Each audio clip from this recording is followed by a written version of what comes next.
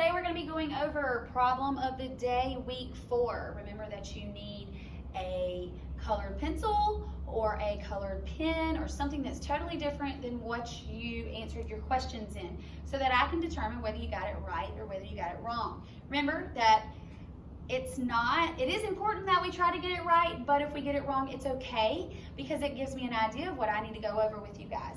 So remember that if you get it right, I want a really big check mark in the middle of the box or a really big X mark if you got it wrong so that it helps me know what you actually got on here. Again, the point is not for you to change your answer. That's not what I want you to do here, okay? Please be honest so that I can help you out.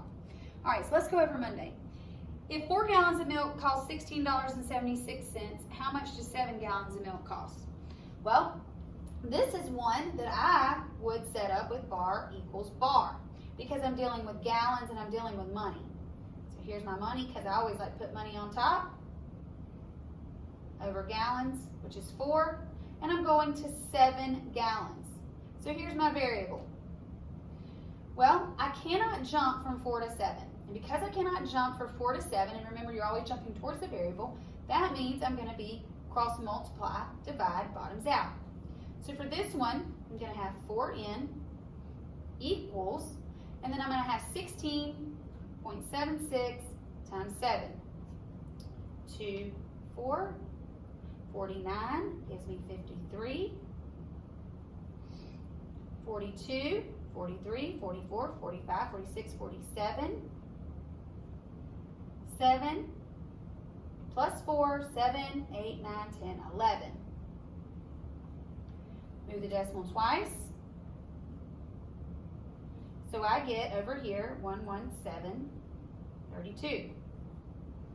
Now that's just me cross multiplying. That is not my answer. Look, it's one of the answers here, but that's not correct. If 4 gallons is only $16, how can 7 gallons be that? That's a lot. So now we're going to be dividing by 4. So we can already say that D is out. Divide by 4.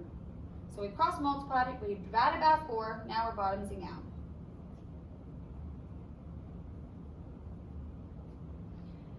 4 cannot go into 1, but it can go into 11 2 times, which is, whoop, look, already there. This is possibly it. It's going to go 8, 9, 10, 11, 3, bring down the 7. That's going to go in 9 times. It's matching. 36, 1, bring down the 3. It's going to go in, bring that decimal up 3 times, which is 12, 1, 2, 3. There we go. There's my answer, $29.33. We should have seen, just by looking at the answer choices, honestly guys, B is the only reasonable answer because A is way too small because I'm getting bigger. I'm getting larger. I bet this is for just 1 gallon. And this one right here just seems a little far-fetched. It just seems a little too big. B is my most reasonable answer, which we proved was the actual answer. Let's look at Tuesday. An expression is given. Select all the equivalent expressions. So on this problem, if you do not select them all, you have to count this as being incorrect. So on this one, I am combining like terms. I can combine them. This is all the same family. X family, X family, and in front of this X is an imaginary 1. So 4 plus 6 is 10, plus 1x is 11. So my final answer ends up being 11x. 10x, they try to trick us, but that's not it. B, okay. We know it's 11x. Now here, just because they didn't combine doesn't mean it's not equivalent. So is 7 plus 4 11? Yes, it is. So this one's actually the same. And 10x plus, imaginary 1 would still give me 11x. So this one's correct as well. Now this one here has an exponent of 2. So we know we can't combine them because this is the x squared family and this is the x family. So that's not going to work. And this was to the 3rd power, so that's definitely not it. So for this answer, it has to be B, C, and D. And again, if we didn't get all of those, it is considered wrong. But try to know and see your mistakes that you made here. Let's look at Thursday. The table shows the number of coats that Hilliard Middle Senior High School students collected for the winter coat drive. Here's the list. What is the mean for the number of coats collected? Number of coats collected. So we're looking at these numbers, not this. That's not important. So on this one, I'm actually going to use a calculator to make it a little bit easier for us. If we're finding the mean, mode the most, add, divide for mean. So I'm going to add all these numbers up. So I have 267 plus 298 plus 302 plus 523 plus 285. Gives me a total of 1,675. But we have to take this number and divide by 5 because we added 5 numbers. So we're dividing by 5. Again, I'm going to use my calculator here just to make it a little shorter.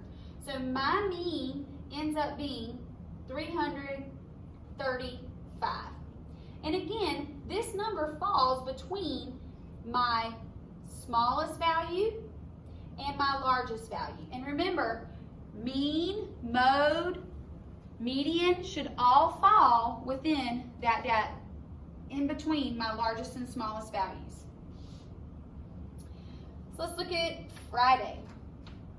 It says find the least common multiple of 6 and 12.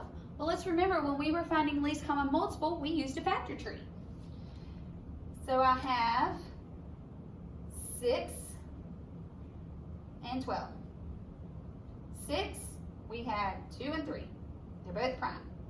12, 6 and 2, 2 and 3. All of these end up being prime. Now, we want to find the least common multiple, least common, least left over. So if I have 6, my numbers are 2 and 3. And for 12, my numbers are 2, 2, and 3. Well, here's a match. Here's a match. So for this number, 2 is left over. Okay? So everything is gone right here. I don't have anything here to multiply by 12. But I have 2 that I can multiply by 6. 2 multiplied by 6, 6 times 2 gives me 12.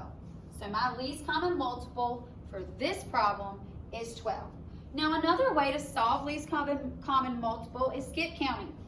If I were to skip count by 6, I would say 6, 12. And then when I get to 12, skip count by 12, 12, 24. Well, here's my match. So 12 is my least common multiple. Sometimes it is easier when the numbers are small to use skip counting, but when the numbers are large, it can be really difficult.